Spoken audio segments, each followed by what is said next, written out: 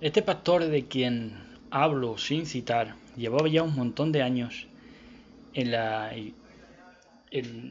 fe, ¿no? En la fe pentecostal de pastor, entre los cuales de este montón de años contaba una apostasía cuando se vio con dinero por un accidente. Por un accidente de tráfico, que le dieron una subvención y a partir de ahí cuando se vio con dinero apostató. En esa apostasía se perdió la salud mental de la hija, de una de las hijas que tenía, que yo recuerdo con cariño, porque llegué a conocerla y hablar con ella, sí, pues de cosas de Dios, ¿no? Y pues cuando yo también estaba por allí, por Filadelfia, ¿no? Y luego incluso de mesiánico le hablé también. A la muchacha era más o menos de mi edad, sí. Estaba así un poco masculinizada, pero hasta guapa era. Y entonces, allí en esa apostasía del padre pastor, pues se deterioró su salud mental porque se echó a la coca aquella hija. Y aparte de unir los años de servicio de pastor con los de la apostasía, alardeaba este hombre del patrimonio que alcanzó y el mundo que vio en esa apostasía. Poca memoria tuvo de ningún valor bíblico, y esto lo supieron todos.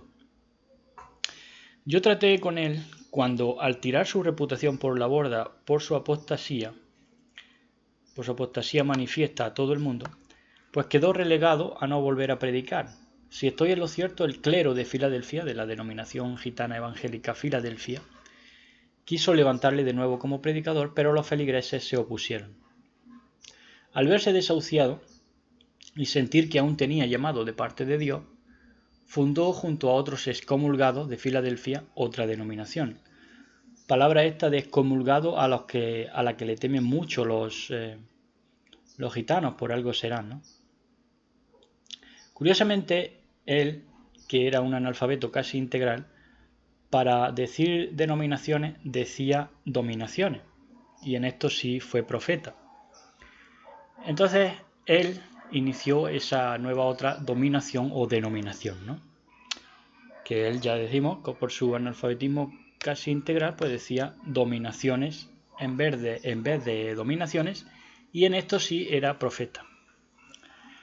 Bueno, pues como yo sabía de las tropelías, abusos de poder, embustes y patrocinios de toda maldad que eran los gitanicos de la iglesia Filadelfia, estuve un tiempo acercándome a estos nuevos para ver por dónde salían.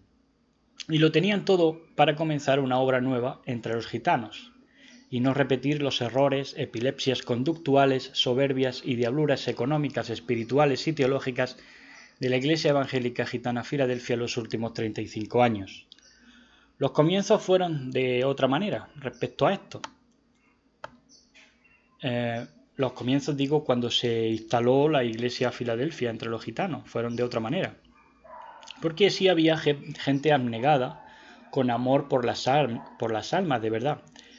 Lo que cuentan historias, por ejemplo, de los pioneros, ¿no? De Emiliano, de un tal Emiliano, que yo no llegué a conocer, pero que sí contaban, por ejemplo, que en un exorcismo que hicieron, pues trató con mucho cariño a la exorcizada o exorcizado, y se quedó allí con él a dormir y dándole de comer y de beber y con mucha atención, ¿no?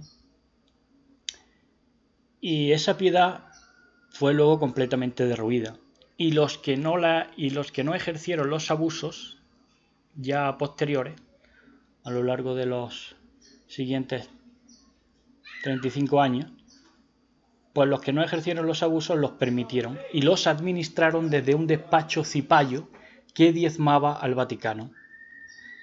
Un despacho de gente cipaya, bien maqueados, bien peinados, bien cuidados, con mucho lustre, bien alimentados, y diezmando al Vaticano. Y ni aún así dejaron de ser considerados como sectas por el mismo Vaticano.